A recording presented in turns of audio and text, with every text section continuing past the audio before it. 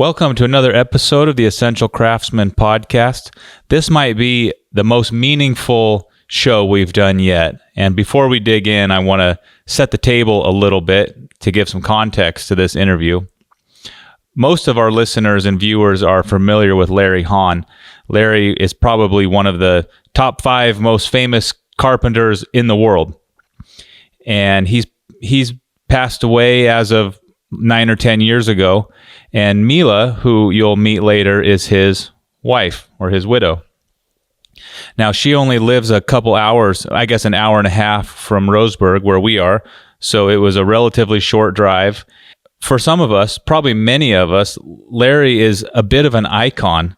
He is the ultimate carpenter, builder. He doesn't fit the mold as a kind of rough and tumble construction guy. He's eloquent, he's intelligent, he's thoughtful, he's clean, he's athletic, although deceptively so, because he, at least in the videos as we all see him, he doesn't appear to be some sort of superhuman, but his grace and his technique really shine when we all watched him frame that house. So, and for me and my dad in particular, now that we are sort of in the video if not business, just the video world, we feel an extra level of connection to Larry because of his skills as a video presenter and a creative content maker just from the previous generation. Before we start, let me give a little background about Larry, just so when we start this discussion with Mila, if you aren't familiar with him, you'll know the basics. Larry was born in Nebraska. He grew up in a home with no power, freezing cold. He found his way to California in the 50s. I should say he was in the military before that. He found his way to California in the 50s, where he started building and helped develop and was a part of a very serious construction boom that lasted decades.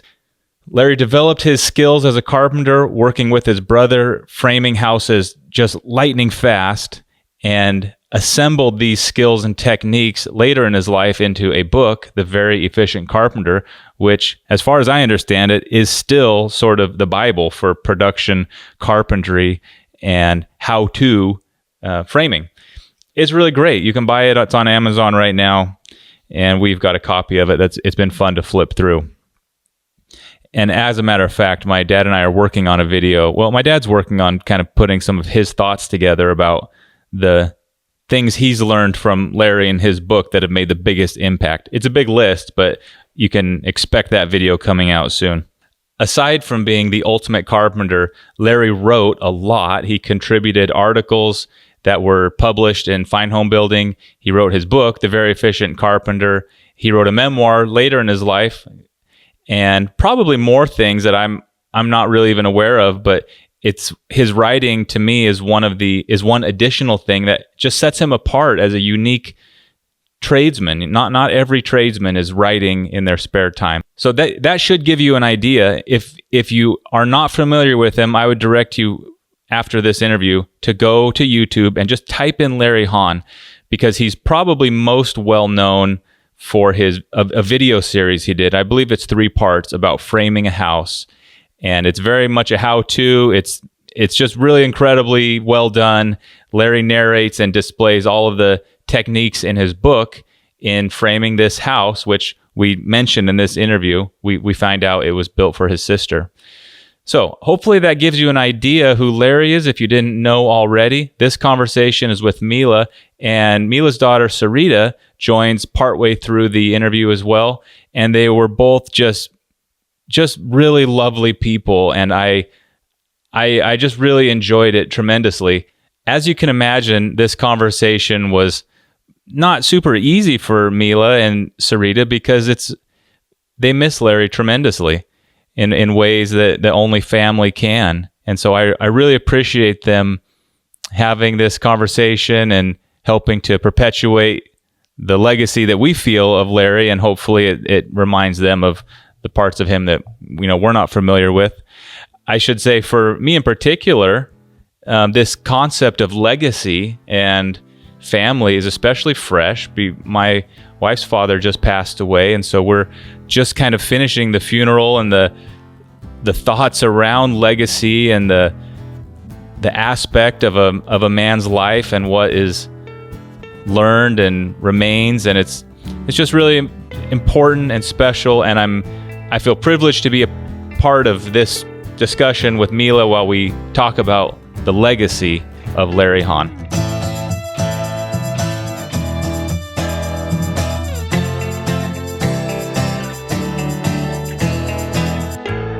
Mila, thank you so much for having me and for joining us, and I couldn't be more excited to sit down with you and learn a little bit more about Larry. Are you surprised at all that people are still talking about Larry and interested in Larry Haun? I am really surprised about it because like what I said, I have always stayed in the background. Yeah. So, not that I'm not interested. It's just that that's the way I am. Yeah. When he was writing books and making the videos, the internet wasn't fully developed. So did he have an idea how big of an audience or how many people were watching his content? I guess he knew how many books he sold, but he has a big fan base right now. And I'm wondering if he knew that when he was alive. I think he does because we have been receiving a lot of letters, even with, the very first time that he wrote the very efficient Carpenter book. Oh, after that book was launched, he really got a lot of feedback about it. Okay, so just letters would show up from people who and enjoying. people would be. One time there was really this funny story about somebody who was on the roof, and he called Larry because there's a problem, and he wants to know the answer from Larry, and so he likes to tell that story. So this fellow was cutting a roof and had a problem, and so he called Larry Haun and said, how do I fix this?" Yes. That's pretty amazing. In terms of the book itself, maybe that's the place to start. How did he had these skills and knew all of these efficiency tricks, but did he talk about his thought process and I should write all this down? Because most carpenters are not interested in writing. That was kind of unique to him, and that hadn't really been done before. Now there's a lot of how-to videos on YouTube and online, but at the time that was kind of a new thing. So it was, I guess, he just kind of knew it was needed, and he knew he was the guy to do it.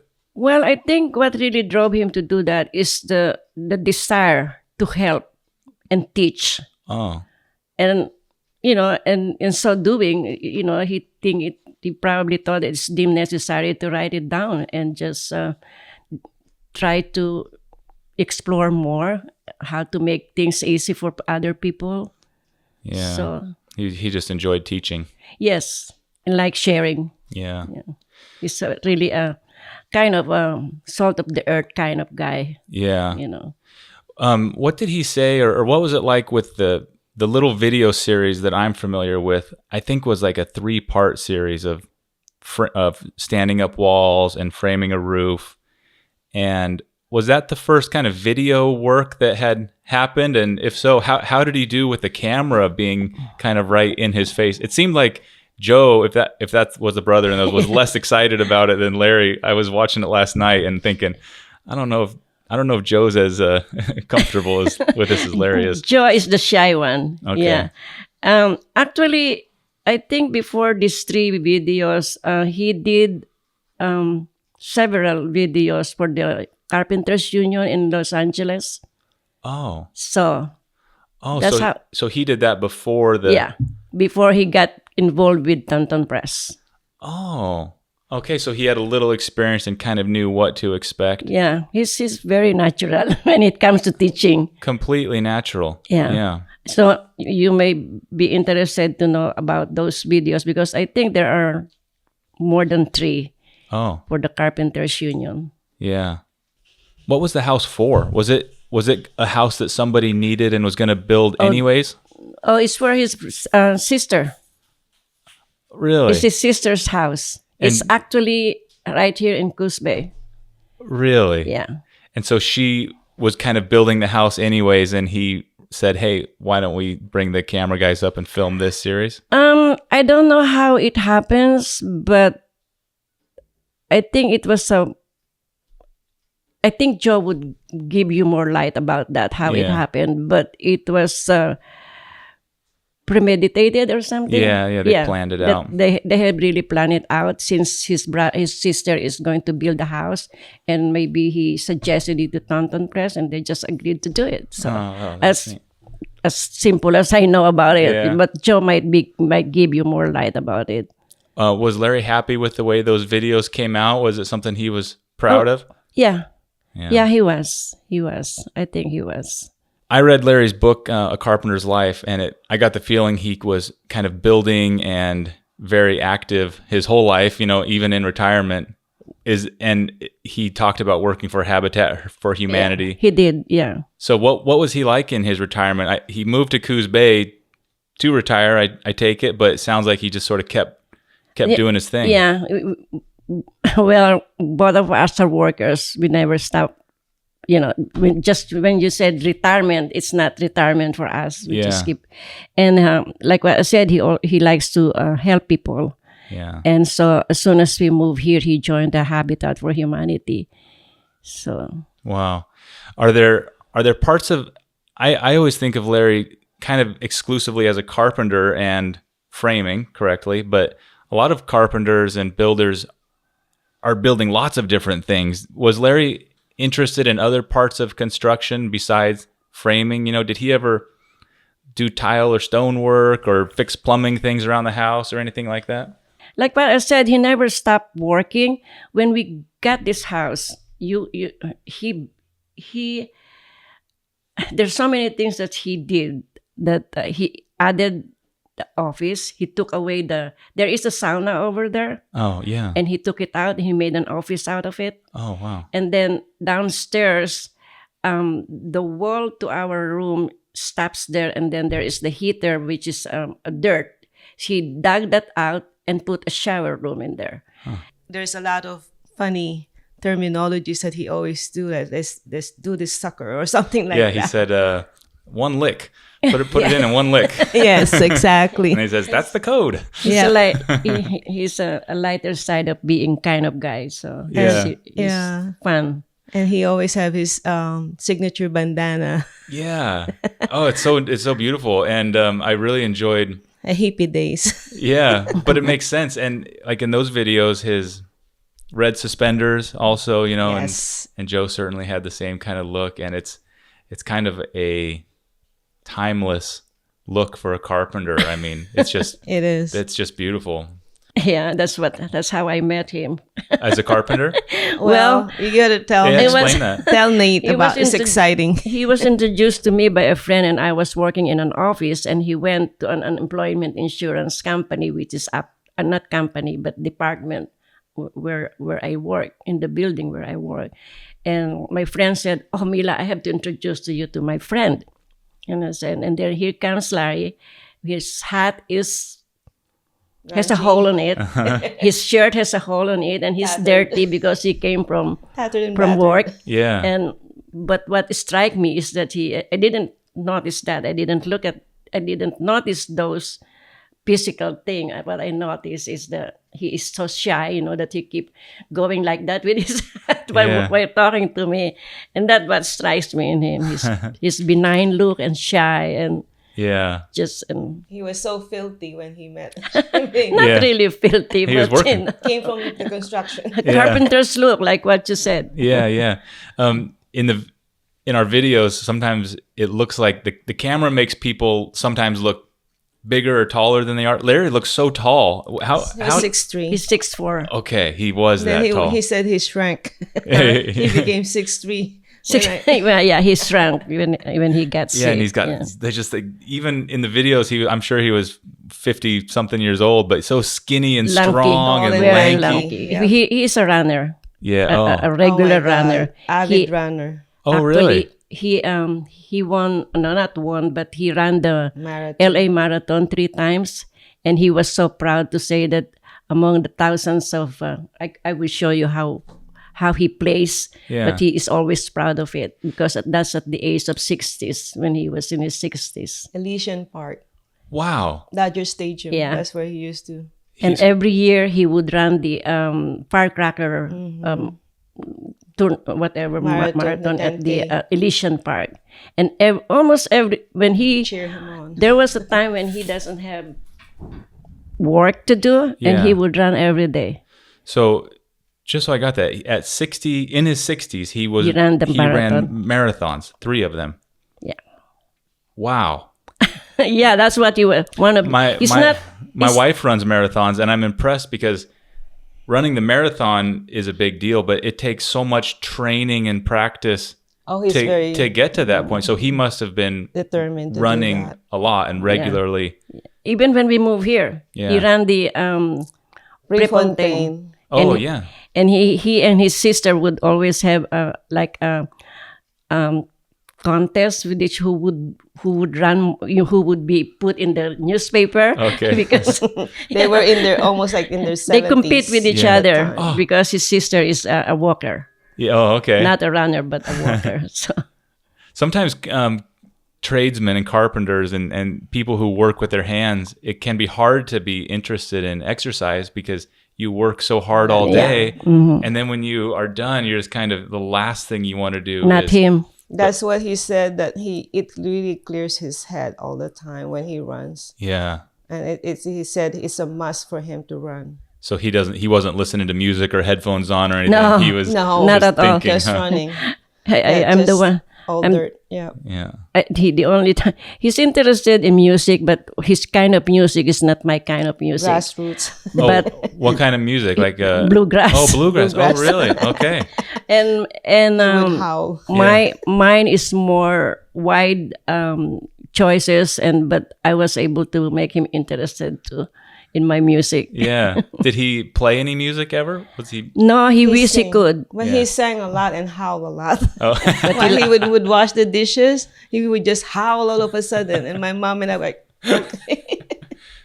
He seems like kind of a lighthearted guy. He is, like what I said, light side of being. Yeah. Very. I'm more serious. And he was a little more lighthearted and playful and oh, Yeah, he very. did a lot with his grandchildren, which is my children, my Yes. 2 children. He really did play with them a lot, show them bugs and rocks and yeah. hike with them and everything. Are there any tools of Larry's that you still have or own that are real heirlooms? Because I know in my family we have tools certainly tools my dad has now, but that belong to family before. What's that like for you guys? Unfortunately, Larry is a giver. He doesn't like to keep things. Before he died, he gave away all his tools to the school, individual, habitat, to Joe. Yeah. Nothing was left. Even flashlight, he didn't leave me a flashlight. And that's why why when I tell people about it, they send me flashlight. He has That's been, really funny. when you talk about tools, he actually donated so much at the Marshfield High School because he's so into craftsmanship. Yeah. And he really wants a lot of kids to learn the skill. Yes. And he left me one toolbox. Unfortunately, that was stolen though. Yeah. He just set aside a few basic tools for them, for my other daughter. Yeah. That's about it. But with me, no, just a little hammer, Yeah. a small hammer. Oh, it's kind of beautiful Because he though, knows. because it really illustrates how he's giving things away and being sharing. But also, I'm sure everyone who was given a tool by him, that's really special for each of those people. Yeah, right? when we were in LA, he used to pick up people who are hanging out on hardwares, who are looking for day work. Yes. And he would pick up people and he would teach them Skills. teach them skills and give them tools. That's one of the things that I'm proud of to say. You know, he has helped a lot of people. Oh, wow. That's really amazing. And there's one who is still in touch, who is a Mexican.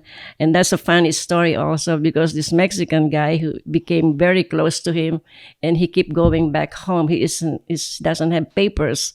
He kept going back home, and every time he comes in, he would be like being treated like by those coyote to be smuggled here. Yeah. And he would call Larry to bail him out. Wow. It happened 3 times. Over and over. Oh my gosh. He used to became like a son actually. Yeah, he really probably helped this guy's life and Yeah. changed it, I guess. He did. So for a lot of tradesman. And I guess even most men in general, it can be hard when you're working and having a family. It can be a little stressful. And then you come home, and I have small kids. It can be kind of challenging to find a good balance between family and work and all those stresses. How did Larry do with that, balance? Larry He's is a good at it. very good father. Very. And in fact, I'm envious because I wish he had been the father of my children. But anyway, he was Yeah. with us Well, in a different way. Yeah. you know, Blended family. what he Yeah. does is he tried to work early so that he could be with the kids when they come home from school. Okay. And every time I remember he would, the children come home from school or pick them up from school, he would have a ready snack for them. Tell them. Wow. He's really a very doting father, very Yeah. nurturing. Yeah. What was that like when he was having grandkids? Was he just as excited about little tiny baby grandkids as well? He was in both of my kids when they were born. He was there holding my hand, doing the lamas, coaching me. He was just like, I have two husbands at that time in a way. And for both of them, actually my son, no, but my daughter, yes. And he took pictures of the birth. Wow. And he was just, and then from infancy for both of my kids, he was singing lullabies to them. And then till they were walking, they would go to hikes and Yeah. see insects and bugs and turn rocks and plants and identify birds and stuff like that. Gardening also. They Gardening. try to get them involved in gardening and the value of eating the right food, So Yeah. he's really very... It's Yeah. why in that Carpenter's Life, Yeah. that book, there's quite a few pictures there with Julia, which is my daughter. Okay. And she was like, very close. Yeah. He's really a good that's father and beautiful. grandfather. Yeah. I think I remember in that book about food and eating, he was kind of aware and conscious of Very. eating healthy. I take it he wasn't eating a lot of fast food or junk food. That No. wasn't really his. Everywhere they live, When I make first... sure they have a garden because he eats organic. What he plants, he eats.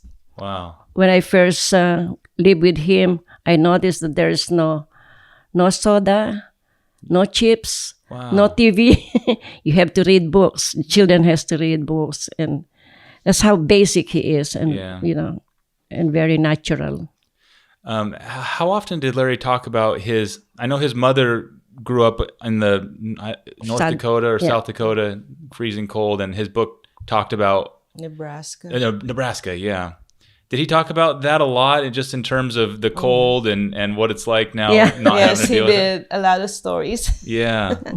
That's the one thing that he always, besides the something to say about writing, Yeah. is also being warm. Yeah. Being warm, because he would tell us stories about how there's a fireplace and the back of their body is cold, but the front is cold, is warm. Inside their house.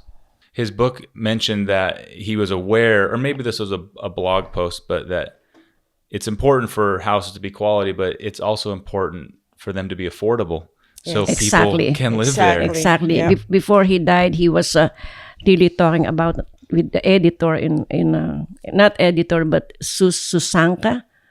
I don't know if you're familiar with the tour. Susanka is, I think she was an architect, Oh. and they are talking about publishing a book about small houses. Oh, really? He was Tiny really bent in houses. doing that. Yeah.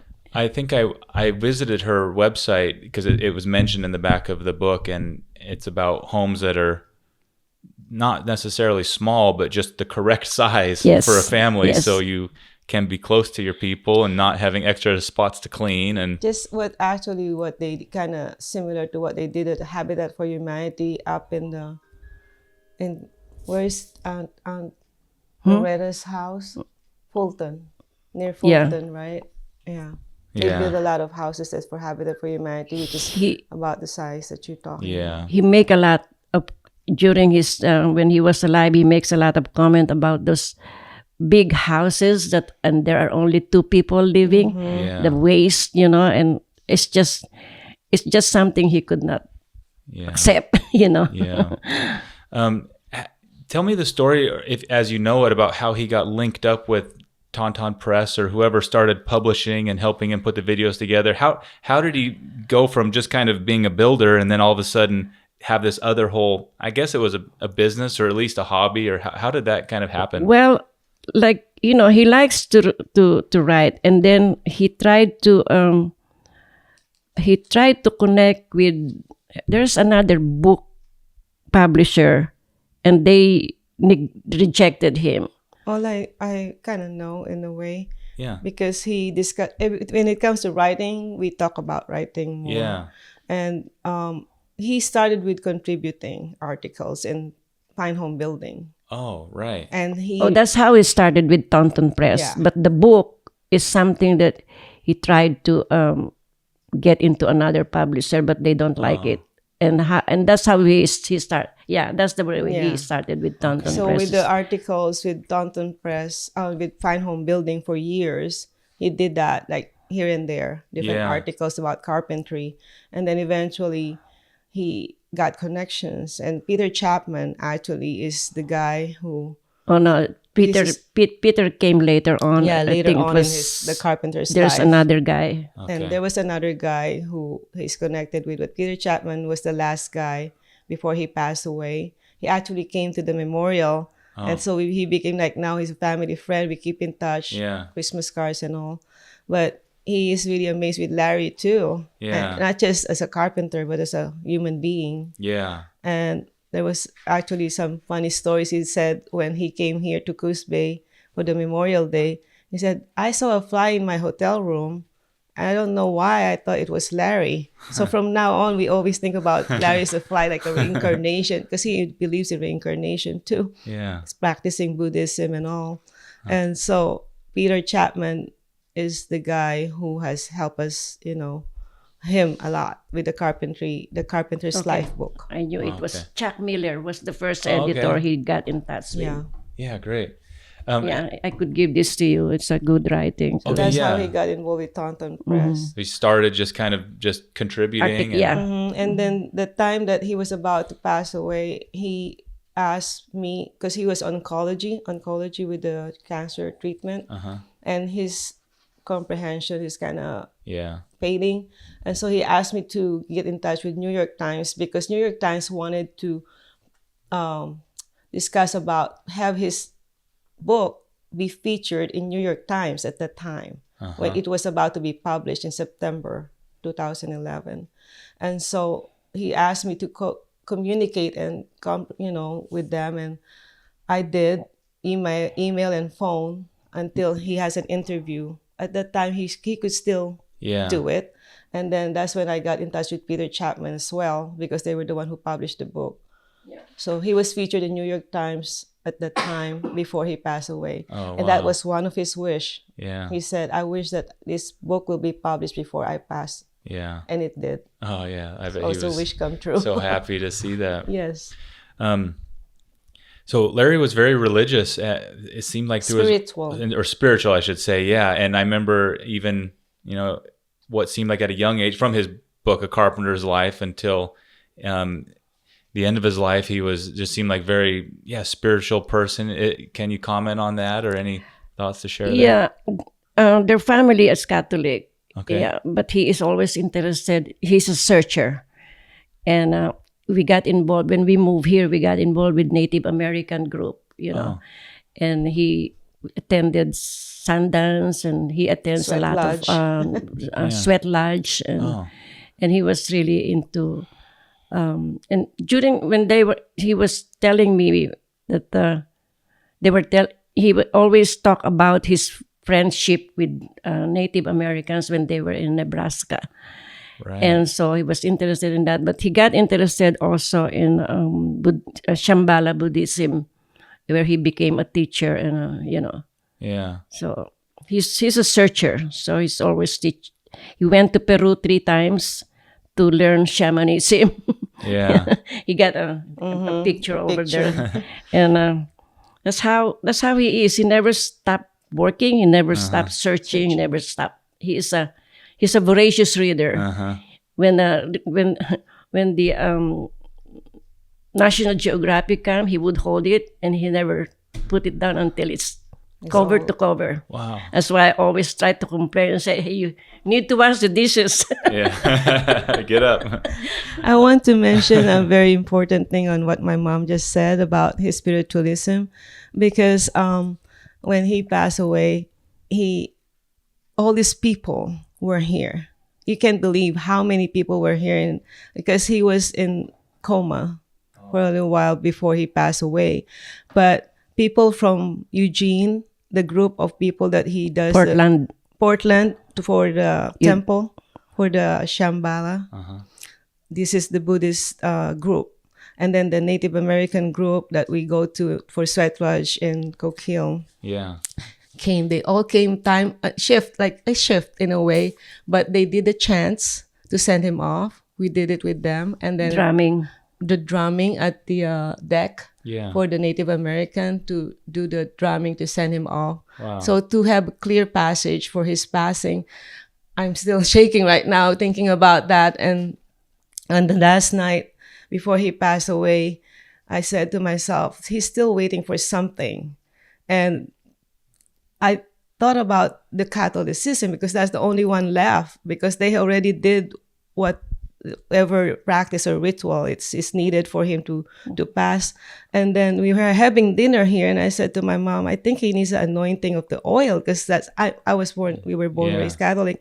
And so we invited our Catholic priest, and he came, and we all gathered around him in his bed and prayed together, holding each other's hands, and sent him off. Wow. The following day, he passed away at 11. Oh my goodness. 11:30, and I'm shaking. I'm just like, It was a good send-off. and then on his memorial day, they were all there. So I kind of did the coordination of everyone to be able to do what they need to do for his memorial as a tribute. And so the Native Americans were there drumming, the Buddhist people were there for chanting, and my kids did a song and dance, and then the Catholic priests were there. So they were all together, united in his memorial. Wow. Just needed somebody there, like running a skill saw, like cutting some lumber. That's the only, So only that coordinate. only proves what my mom was saying, how spiritual he is. I was numb at the time. I'm not She was conscious of what's going on. I'm just She was just in so much grief and all, and I have to keep going with it, because, and it's just amazing how powerful people united at that memorial with different beliefs. Yeah. And he put them all together that way. Well, he seems like such a unique person, and bringing in his carpentry background at this crossroads of these different spiritual ways of living, and his skills with his trades combined with his mentorship and helping and his giving. It's just there's not a lot of people with that collection of skills. And so certainly, I mean, irreplaceable, totally unique individual. He was even, when he passed away already, how many years was that they honored him and Uncle Joe for the Habitat for Humanity with a plaque? it's right there. Oh. Yeah, 10 it is. more than 10 years. Yeah. It's actually. Yeah. They gave that to my mom because he's already gone, but it's an appreciation and recognition for his contribution to the Habitat for Humanity. So it's like, even if he's gone, he's still coming, and like you here. Right. Yeah. Can you remember, besides some of the things he said in the videos, like, I can drive this nail with one lick, any other like expressions or things he would say around the house regularly that put a smile on your face still? Well, one thing that his grandson, which is my son at around 3-4 years old, he, being a big influence on him, he would clean in the house, and he would just, all of a sudden he said, let's clean that sucker. And he said, where'd you hear that? Lolo is grandpa. So he would so he has all those terminologies. My sister has some. Yeah. And so does Risa, right? The way he has all these terminologies. The more, for me, if you ask me, it's not about carpentry, it's more about life, because he told me, I have a bookmark that I made for his memorial, and I put all this terminologies that he always tells me. Let go, keep your center, It's more about meditation because we meditated together in his meditation room. Yeah. So that's more of my relationship with him in a sense, but not much into carpentry. Sure, sure. No, that makes sense.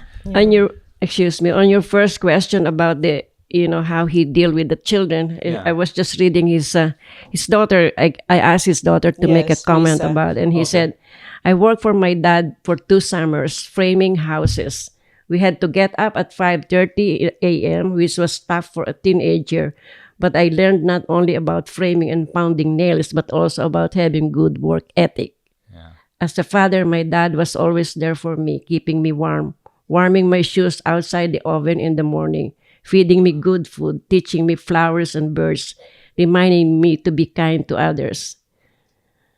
Wow.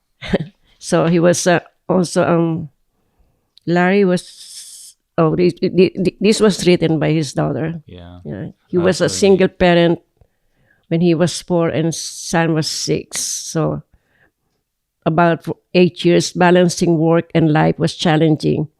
Working with his brother.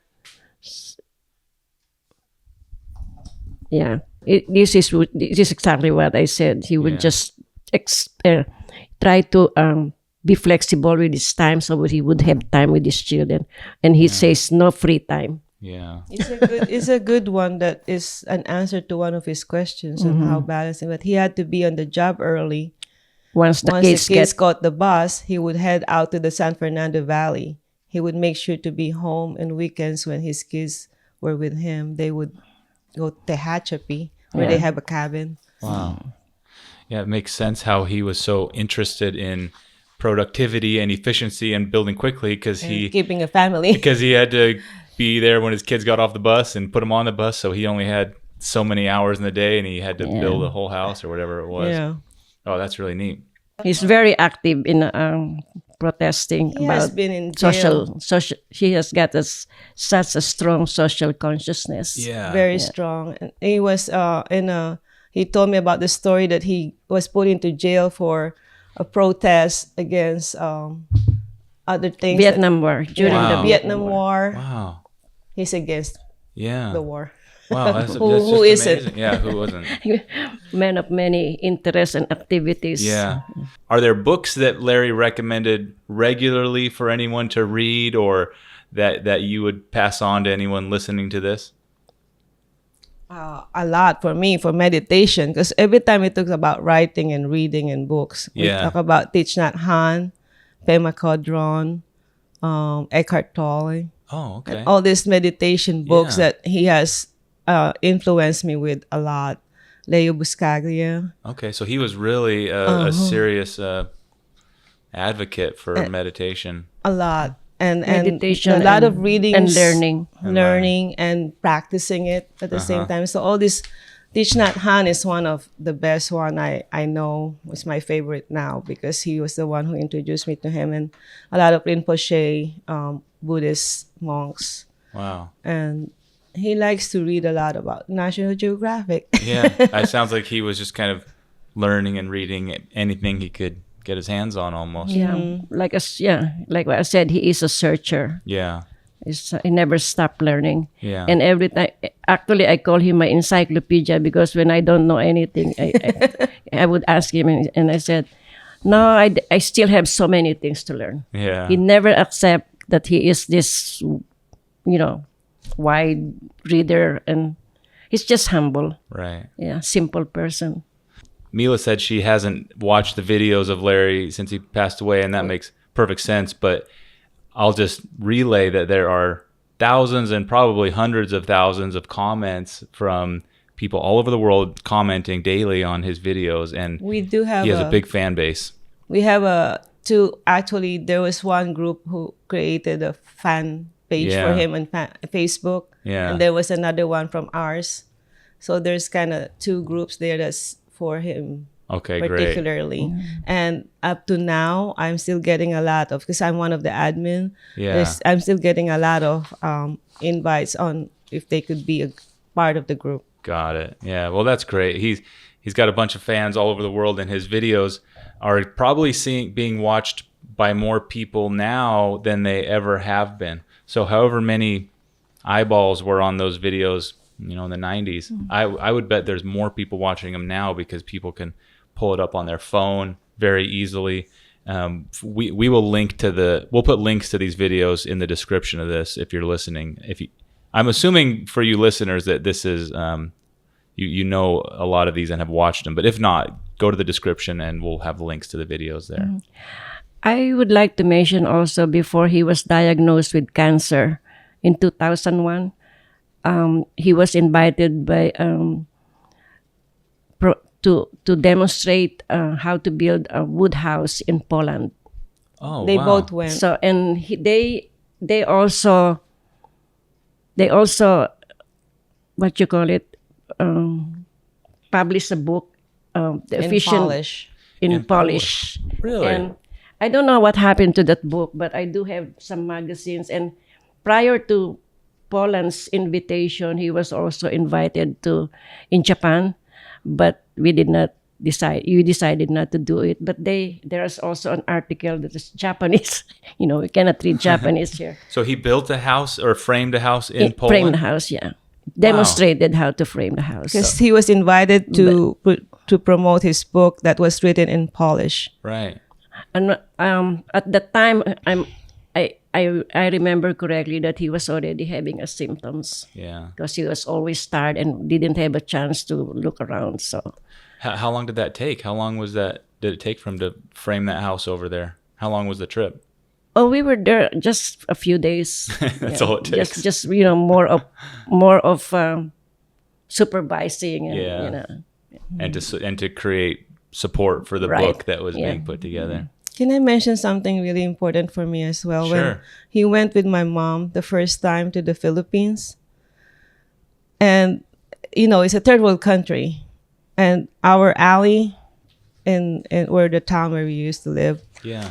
has canals that are Open canals. canals that are so dangerous for anybody, kids, Yeah. anyone that can fall Right. in that filthy canal. And we have pictures of it that he just automatically got wood, covered that, Wow. just to protect all the people. That's just how spontaneous he is on being safe and helping and serving, and Wow. it's just like an innate thing for him. It's Wow. just so naturally that way, and I'm glad that they met because both of them are like that. Yeah. My mom's the same way. Yeah. No Just an kidding. automatic thing for them. Just no agendas, nothing.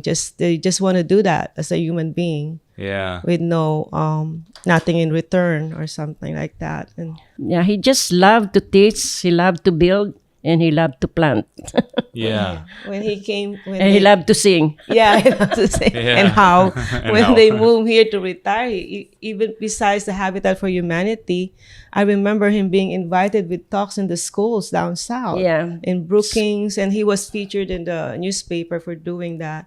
And between that, he would sometimes, because he knows how to speak fluent Spanish, he taught Oh, yeah. in Coos Bay Library. He taught Spanish. He taught conversations fluent, conversational in Spanish. Even in LA, he taught for I don't know how many years sign language, and he is actually has a lot of credentials, but he chose to be a carpenter and a teacher. Wow. His credential is, I think, almost like 12 of them, and and I have the certificate. It's really funny. He is such a not. It's later. It's not early on that I knew all about this. It's just later. Unless you ask him, he would not say. Yeah. He's just so humble. He's very humble. He doesn't like to brag about his accomplishments and stuff. He just likes to do.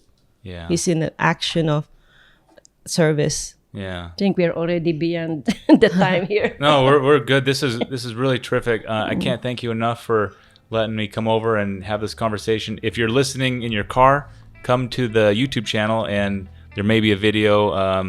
And I hope someday we'll meet again. And my dad, who's a big fan, who is actually the host of our channel, would really enjoy meeting you and hearing some of these things firsthand, because he certainly is has a lot of the same shared values, and instincts, and they're both carpenters. So there you go, and we're not Yeah. far away.